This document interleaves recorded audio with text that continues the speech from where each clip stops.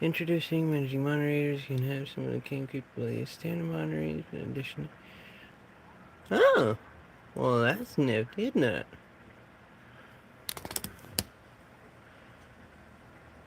Orientation is locked for advice. Gotcha. Hi there. Sorry about the quick zoom in. Trying to have the position better on for when showing jewel crafting here in a minute. Because, well, after reading, kind of rather focus on that. So, hey, good morning, guys. So, digging in to Numbers 35. In the plains of Moab, by the Yarden, across from Jericho, Adonai, Yahweh, said to Moshe, order the people of Israel to give to the Levium cities to live in from the heritage they will possess. And you are also to give the Levium some of the open lands surrounding the cities. So give to Levi's the surrounding lands.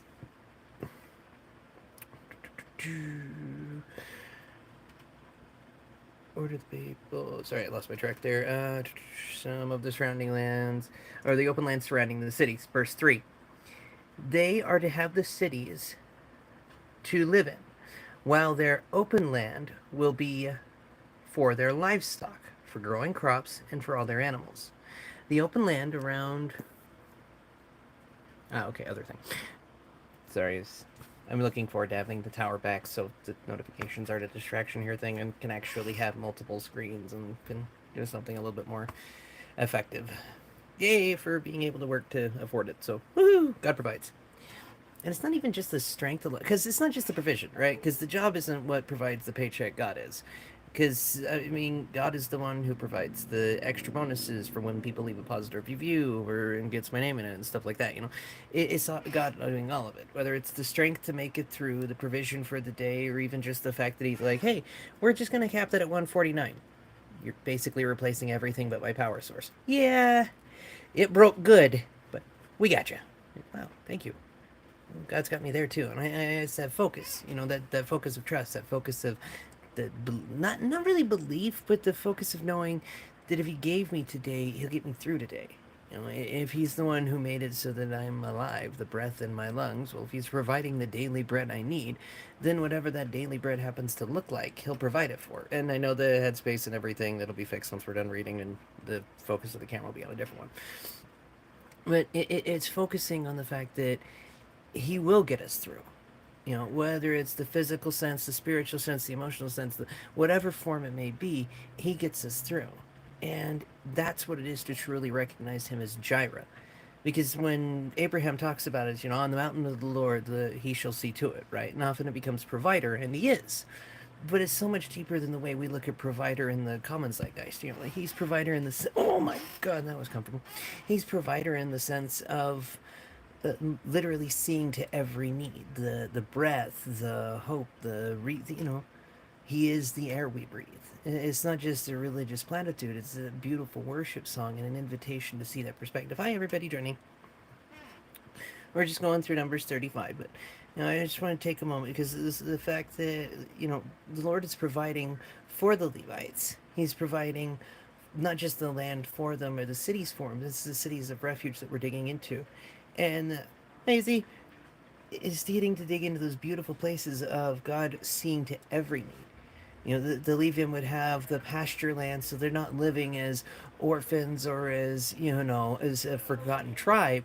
They're actually living as, hey, this is our home. Hey, we get to be a part of it. I just need to warm up. Mostly I sing baritone range. I, that's what I love, the we actually get to see those areas of knowing that we don't have to fear, because it's one thing to know that, oh, God will provide and be able to scones for a closet, right? It's another thing entirely to be able to take those moments. Hi, Stephen. Also, hi, Grower. It's another thing entirely to be able to take those moments where we're going through it. Just realized I hadn't said hi. To take those moments where we're going through it and actually saying, no, He'll see to it. Yeah, physically it may hurt to move, but whether it's the pain meds provided, the form of pain relief, the hope instilled, whatever form it may take that day, knowing that He'll see me through it, that's the best place to go. Because it's not mindless platitudes, it's not barely paying, it's active relationship. Because sometimes it's, hey, here's this moment, like being in a relationship. You want those surprises. You don't want it to be the same thing ad infinitum. You want something new and fresh, and that's what I love about it. Anyway, digging back into it. So, at verse 3, they are to have the cities to live in. Well, their open land will be for their livestock, for growing crops, and for all their animals. So they're not just living on hands out or as orphans, they're actually getting to take part. The invitation in the garden, right? At verse 4, the open land around the cities you give to the Levium, or Levites, is to come events at the line drawn around the city wall 1,500 feet outside it, and is to extend outward from there. Measure 3,000 feet outward from the city wall to the east, south, west, and north, with the city in the center. The space between the 1,500-foot line and the 3,000-foot line will be their open land around the cities. So not only do you have the city itself, but you get this area to build in and play with, and recognize the city is going to probably grow, which, obviously. So, verse 6. The cities you give the Levium are to be the 6 cities of refuge to which you permit the person who kills someone to flee to, plus an additional 42 cities. Thus you will give the Levium 48 cities with their surrounding open land. As to the cities you will give from those the people of Israel possess, from the many you will take many, and from the few will take few. Each tribe will contribute from its cities to the Levium in accordance with the size of its inheritance. The fact that God actually points out, hey, it's going to fit the size, it still breaks down to effectively to a tribe. And that motif continues on a lot of having that 2 by 2 pair, not just with the Noah, not just in the animals there, but also the way the tribes tend to break down. Because you have the 24 and the 144,000, mathematically it rhymes. So I love that the rhyming form there. But now we're getting into the fun part, the reason that I wanted to dig into this and why it's so relevant to Deuteronomy that we've been digging through. And hi, extinct boy. I do. So, at verse 9, Yahweh said to Moshe, tell the people of Israel, when you cross the Jordan into the land of Canaan, you are to designate for yourselves cities that will be cities of refuge for you, to which anyone who kills someone by mistake can flee. Nice. After string of it, yeah. Definitely. These cities at verse 12, these cities are to be refuge for you from the dead person's next of kin, who might otherwise avenge his kinsman's death by slaying the killer prior to his standing trial before the community. So the fact that God actually cares about justice being done, not faux justice or oh let's eye for an eye, but actually sorting it out. Continuing on. You are to give 3 cities east of the Jordan and 3 cities in the land of Canaan. They will be the cities of refuge. These 6 cities will serve as refuge for the people of Israel, as well as the foreigner and resident alien with them. So everybody gets included on this. It's not just Israel and, oh, well, brother killed brother. And so often that we tend to do the tribalism, right? How often in Christianity, oh, I just have to be nice to the person who's like me. Oh, who goes to my church with me? Who does this thing with me? Not actually digging into saying, hey, why don't I actually live like this for everyone, toward everyone? Live in such a way that pays it forward, pays forward the mercy I've been shown, pays forth the generosity I've been shown, pays forth the mercy. And I know I said mercy twice there, but there's a reason for it. Because it's easy to look at another human being and say, yeah, no. It's another thing entirely to say, I'm going to see you for a moment.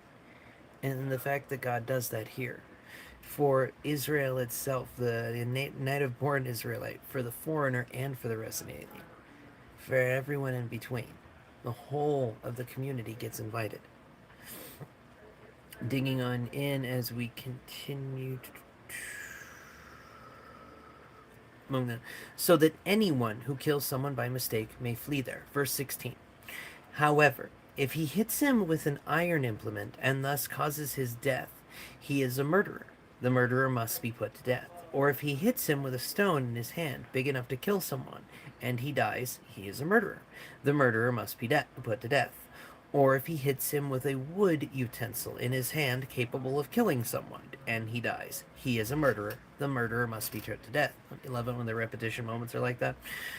The next of kin avenger is to put the murderer to death himself upon meeting him. He is to put him to death. Likewise, if he shoves him out of hatred, or intentionally throws something at him, causing his death, or out of hostility strikes him with his hand, so that he dies, then the one who struck him must be put to death. He's a murderer, and the next of kin avenger is to put the murderer to death upon meeting him.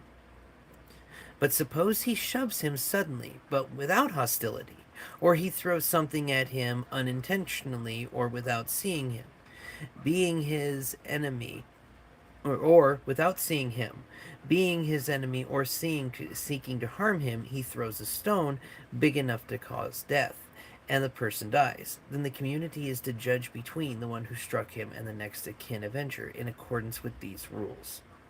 And the community is to save the killer from the next of kin avenger. The community is to return him to the city of refuge to which he has fled, and he is to live there until the death of the high priest, who has been anointed with holy oil. But if the killer ever goes beyond the limits of the city refuge he fled to, and the next of kin avenger finds him outside the limits of the city of refuge, and the avenger kills the killer, he will not be guilty of the man's blood, because he must stay in the city of refuge until the death of the Kohen Hagdol. But after the death of the Kohen Hagdol, the killer may return to the land he owns.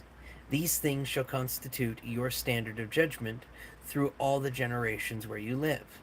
Short version.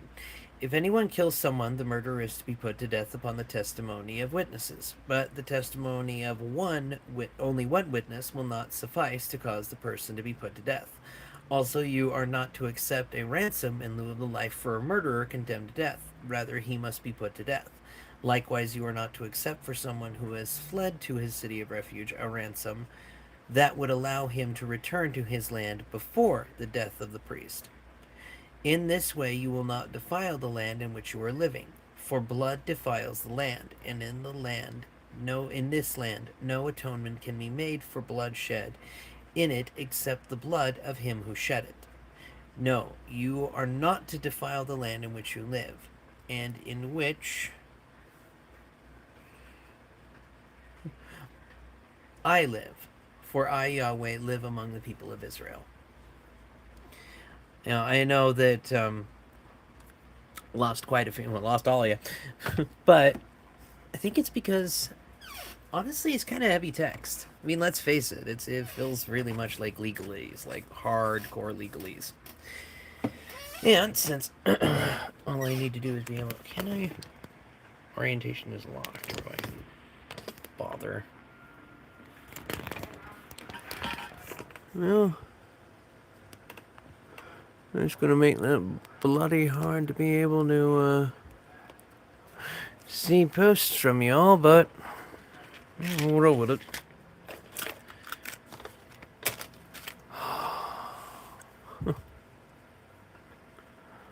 You know, it's funny. It's the reason that cities of refuge are so beautifully important to me is because of what they bring up. You know, the first bit about the fact that, a murderer must be put to death. Okay, well, I can think of at least one murderer in the Bible that wasn't. And here, we'll try it. There, we'll do it this way. I don't know if y'all want to see the jewel crafting or not, but you know what? As people show up, we'll give them an invite and an opportunity. Till then, I'm going to do what I was going to do.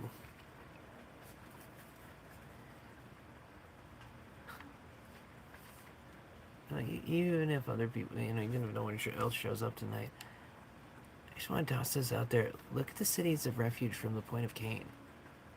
Like, so you have a city, you have Cain, who is the first murderer in existence. And God's response isn't to wipe him from the face of the earth that one might expect from the God of religion, like, smite me, you mighty smiter. Is not really who he is. Instead, God's response to Cain is to not only just kick him off the land, actions have consequences, but to say to him, you're out, And Cain, when he says, "This is too much. This is just I can't. I'm screwed. Somebody's gonna come out of nowhere. So yes, another family member down the line is going to realize I'm the mighty. They're probably going to decide that they don't want me around or anywhere near them, and off's going my head. So this is a bit much. You got to more, please." And so God gives him a mark for him. Straight up says for Cain. And it's a mark where he is able to know he is protected, to know he is safe, to know that the hand of God will watch over him. And despite having this mark from the God of on high, he decides to still build himself a city. And you get this lovely mirror of the city of refuge. Because this city of refuge here, it's a place, I'm just going through studying it myself a lot, and yeah, help for my private project as well, definitely recommend them. This place, these cities of refuge to run to, God is interested in true justice. He's not interested in faux justice. He's interested in seeking to save the life. Because the aim here, murder is murder. You commit murder, actions, consequences, you're put to death. But, and the fact that even modern today, right, we understand the difference between premeditated murder and accidental homicide. And this right here is where we get the idea. Because the fact that it's supposed to be, hey, if there was no intention to do it in the heart, and the fact that that right there is even in the text, the intention, what was in the heart, that God actually says, hey, what's going on in there? What's going on in here?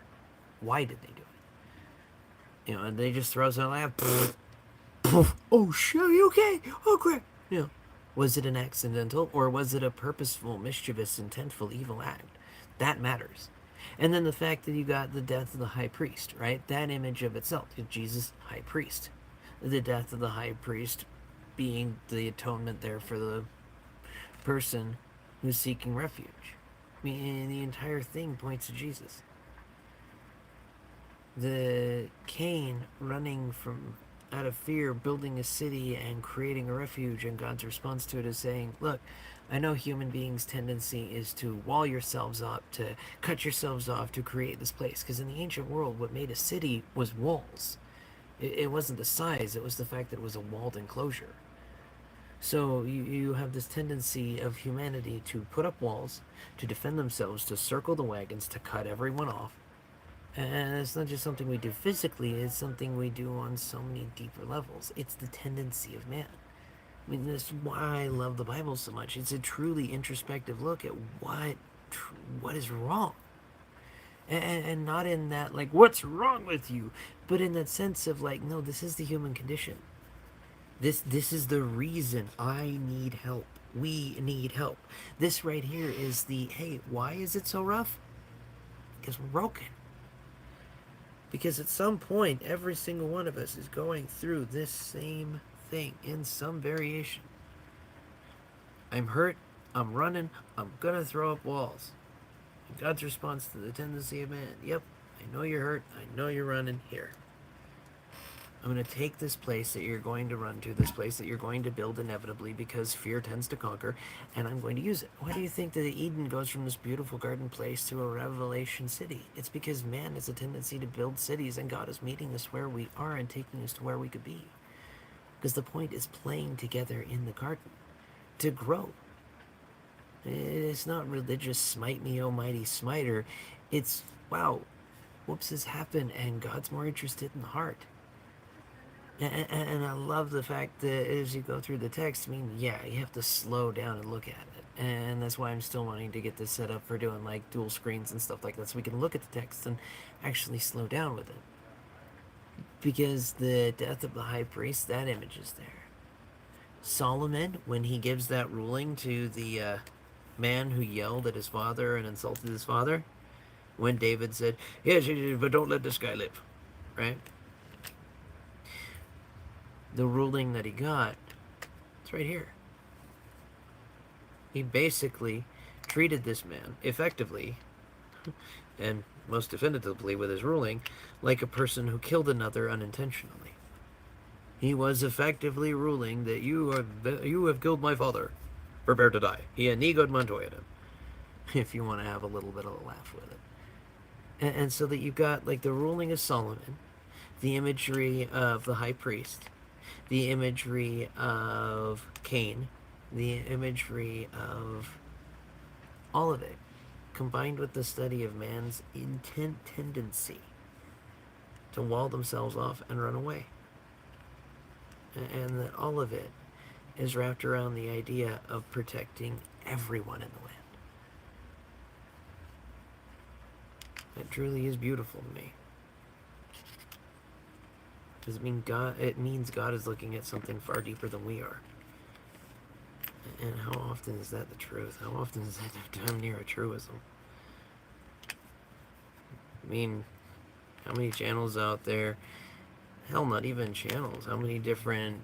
Well, okay, channels is still the same word because we borrowed it from TV to move over here. And how many different places, how many different things will use pizzazz and shock and wow and basically act in form, treating like... Oh, excuse me. Treating us like we're 2-year-olds by effectively just jangling the keys. Look at flashy. Look at shiny. Look at next round of dopamine release because I want to make sure that you don't take your eyes off of it or that you keep coming back because it's a complete circular rotation of addiction. But I guess that's my own kind of grumble moment. And I'm not talking just channels on YouTube. I mean in any kind of situation.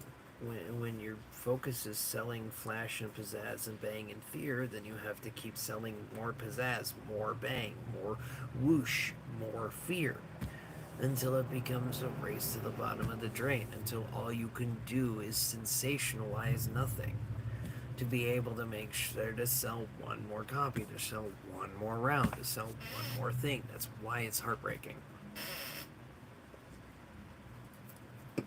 Because this is how we do it. Way too often. And it's sad. Because we don't have to.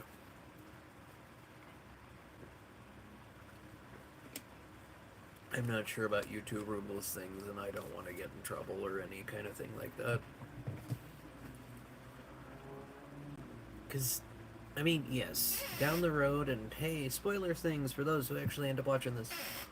I am looking to do a channel that actually has more pizzazz, more flash, more woohoo, more actually enjoyable engagement kind of thing. And I want to do it as a separate channel because I want this to continue to be a place of brutal honesty, a place of, yes, I've screwed up and here's how you can avoid doing the same.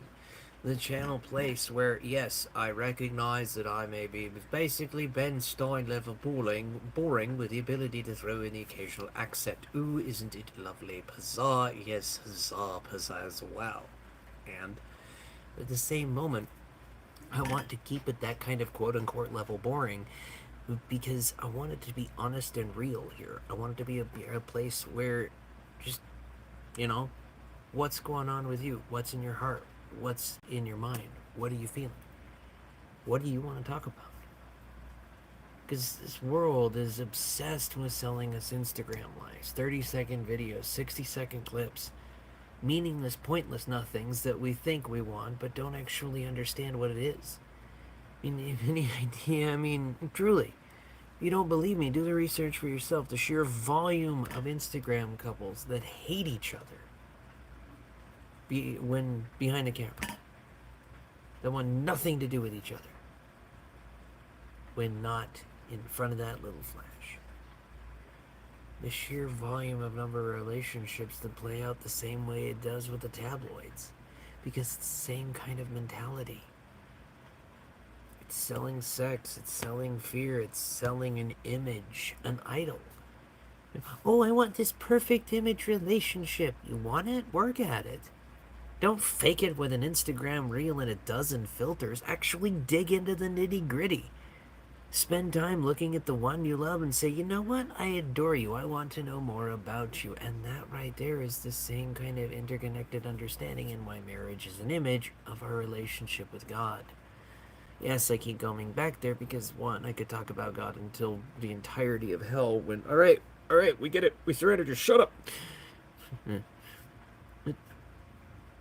Dude, because, again, I like digging into this stuff. Life is rough. Life is brutal. It does not care about people. God does.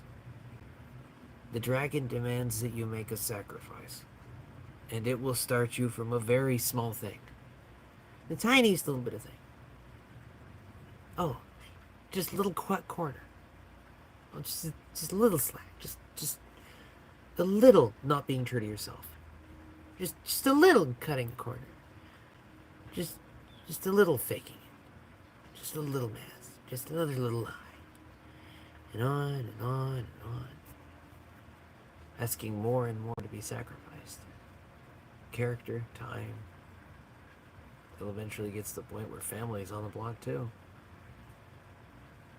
Yes, I've got this wonderful boat. I mean, there's a reason movies from the 80s were filled with it. Because the idea was there and it's understood by the latest generation. What's the point of having all the money if you have no one? What's the point of having all the toys if the only thing that's keeping you company are the toys? It's like, congratulations, you have a relationship with a toaster. No, it's the Fembon 29,000. Okay, it's a very elaborate toaster. Still, not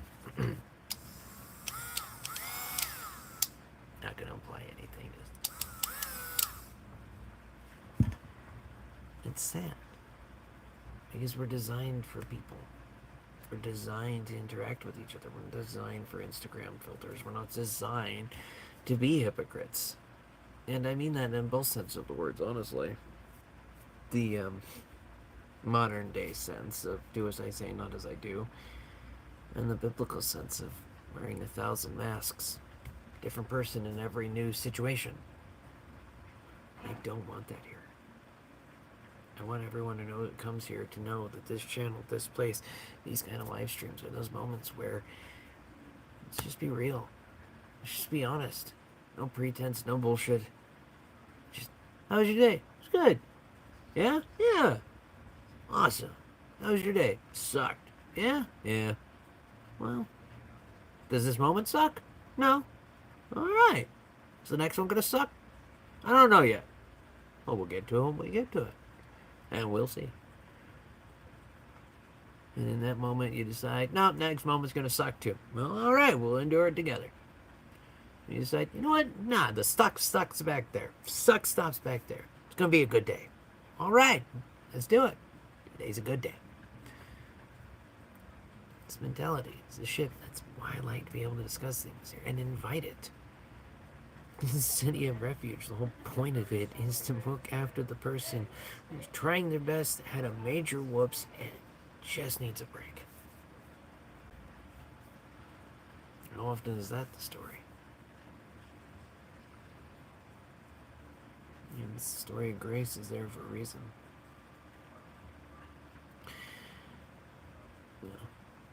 Admittedly, I was only planning to do about 30 minutes to an hour, and with 0 people watching, probably only going to do a half hour.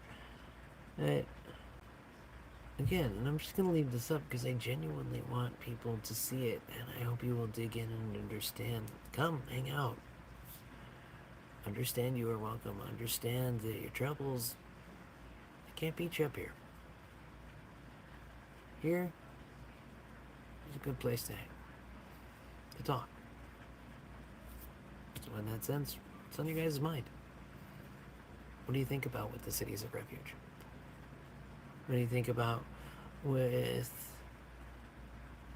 Kane? What do you think about with the idea of doing a separate channel with more pizzazz and wow and interaction rather than just the interaction here? Because I recognize that it's not really much of a dopamine response trigger, but no naming for your dopamine. Maybe dig into those places where your souls are tired. This is hell. And there are more times than I can count. We don't have to be. We're not designed to be. You're each other's keeper. So let's go have some fun.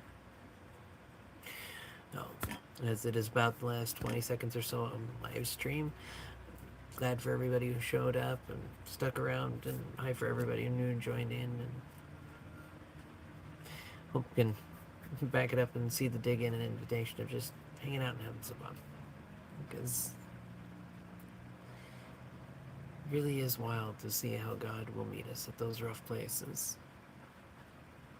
See the little things we built, and instead of them breaking down and destroying them and completely wiping them away, he refines them, makes them new.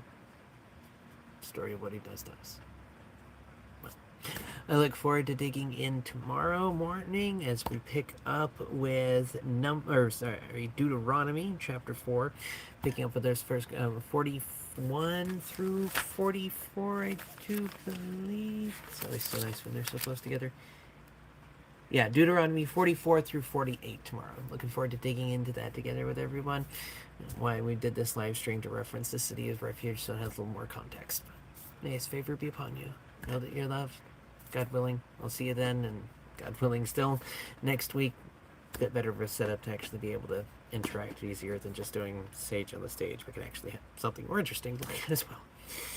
At least in between conversations and talking. And hopefully be able to see each other easier as well. His favor be upon you. Let your love. And then hold in there, guys. Strength for the day. And get you through. I'll see you.